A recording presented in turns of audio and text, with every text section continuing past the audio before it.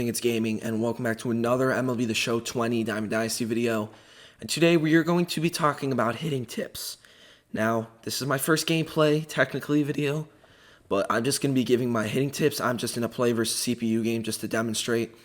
The first thing I'm going to go over is my settings. Now, I haven't played around with the PCIs yet, but I really want you guys to understand this. If you guys are new to the game, and this is the first MLB The Show you've gotten, I recommend that you start out with directional hitting.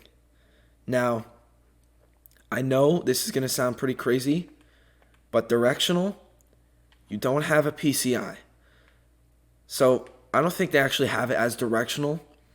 So, those of you guys who are new, I recommend you turn PCI off. Now, this is not for the future. I recommend you turn PCI off for the first week or so. So basically why I'm saying that is what the PCI is, first of all. The PCI is how you hit. It's that yellow thing there. It's so you use the left stick on your controller and you move it to the ball. And the closer you are to the ball, to the middle of the PCI, the better output you'll get. So I recommend actually not using the PCI if you're brand new to MLB The Show for the first week. And why I say this is because you need to practice your timing first. Timing is really important, and a lot of new players, they struggle with timing first. So I would strictly focus on timing, and timing is what it says. It's your swing timing, like actually timing when the pitch is coming. That's definitely something you need to get down first. Once you seem comfortable with timing with the pitches, then you can turn the PCI on and start training on using the PCI. That's just if you're brand new. If you've been playing for a while, obviously use the PCI. Now, what I normally do is, so I don't usually do this that much, but some people like starting their PCI high and then bringing it down to the pitch. I often get under balls when I do that, but if you like that, you can do that. Also, when you're customizing the PCI, make sure that you have a dot in the middle. So people would use PCIs, this is the first year with custom PCIs. PCIs last year, there were some with them in the middle, some weren't. I don't understand why people wouldn't use the ones with the perfect circle in the middle. Now what that does, why that's so important to have, it gives you a perfect spot. With the other ones, if you don't have that, you don't know where you want it to be perfectly placed. With that, you know where a perfectly placed PCI is. So that's something you definitely need, is at least one dot in the middle. Now, another thing that you have to do is, against the computer, you don't really have to, but you have to be patient. Especially when you're playing online, you have to be very patient. If you see a pitch, you like it, swing at it. If it's like on the corner and you know it's going to be a strike, I don't usually swing, because I don't think I would get that good of an output.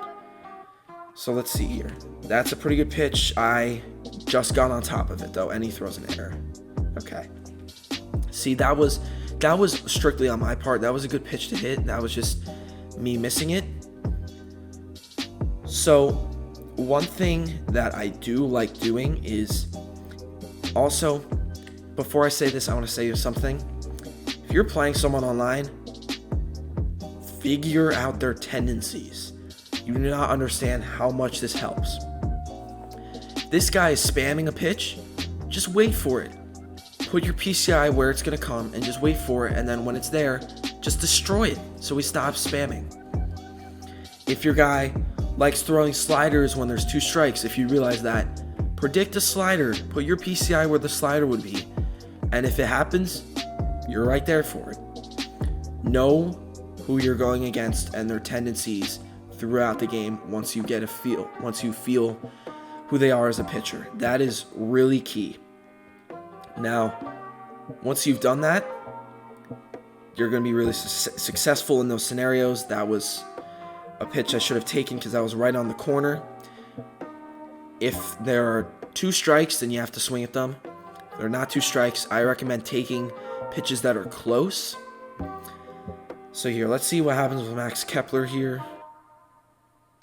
So that was a ball. Also, you got to be patient. You just got to do it. I mean, if you're swinging at balls, you're not doing yourself any favor. That was right down the middle, so I waited for it, and I just crushed it. And that's a home run.